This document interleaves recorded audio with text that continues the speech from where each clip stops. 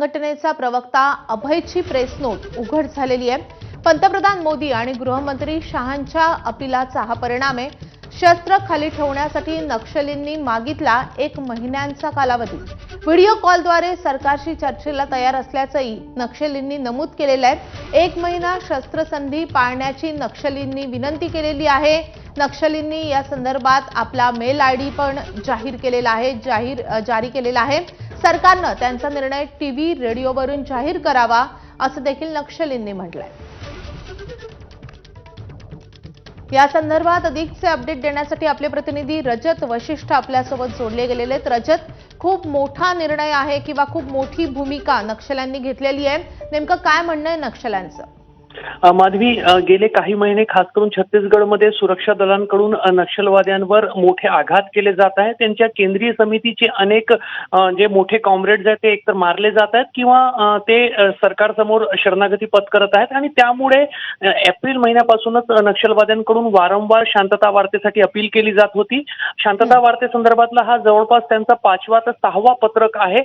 मात्र हा जो पत्रक समोर आलेला आहे, अभय उर्फ सोनू उर्फ भूपती, जो नक्षलवाद्यांचा अत्यंत महत्वाचा कमांडर आहे, त्यांनी हा पत्रक काढलेला आणि या पत्रकामध्ये स्पष्ट म्हटलेलं आहे की पुढील 1 महिन्यामध्ये सरकारने आम्हाला शांतता वार्तेसाठी ते तयार आहेत हे सांगावं, आम्ही शस्त्र खाली ठेवायला तयार आहोत। मात्र या पत्रकाच्या माध्यमातून पहिल्यांदाच नक्षलवाद्यांनी सरकारने टीव्ही किंवा रेडिओच्या माध्यमातून ते शांतता वार्तेसाठी तयार आहेत हे जाहीर करावं अशी मागणी केलेली आहे।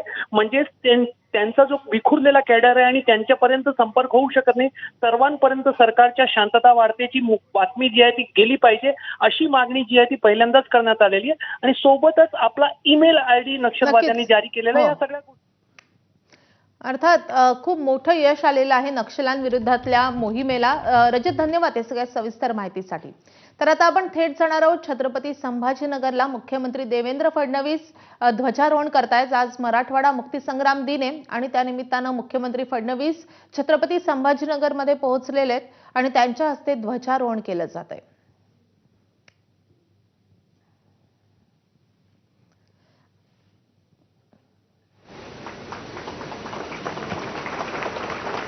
आजचा दिवस मराठवाड्यासाठी खूप महत्त्वाचा आहे। मराठवाडा मुक्तीसंग्राम दिनानिमित्त विविध कार्यक्रमांचं आयोजन आज मराठवाड्यामध्ये करण्यात आलेलं आहे आणि ध्वजारोहण करतायत मुख्यमंत्री देवेंद्र फडणवीस।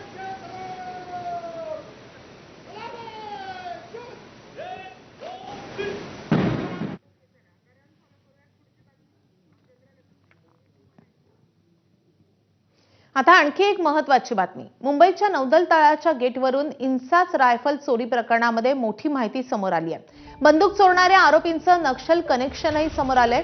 तेलंगणा क्राईम ब्रँचने आता या प्रकरणामध्ये तपास सुरू केलाय। मुख्य आरोपीतील एक नौदल अग्निवीर राकेश दुबुल्लाचा मोठा भाऊ आणि या प्रकरणातला आरोपी उमेश दुबुल्ला हा 3 माजी नक्षलींच्या थेट संपर्कात होता। हे तीनही नक्षली याआधी शरण आलेले होते।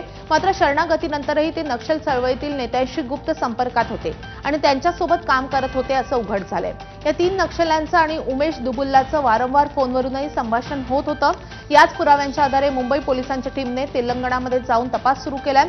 उमेश दुबुल्लाला दलम कमांडर व्हायचं होतं। दलम कमांडर होण्यासाठी त्याला इन्सास AK-47 अशा मोठ्या रायफलींची आवश्यकता होती। त्यासाठी त्याने ही रायफल चोरी केल्याचं समोर येत आहे।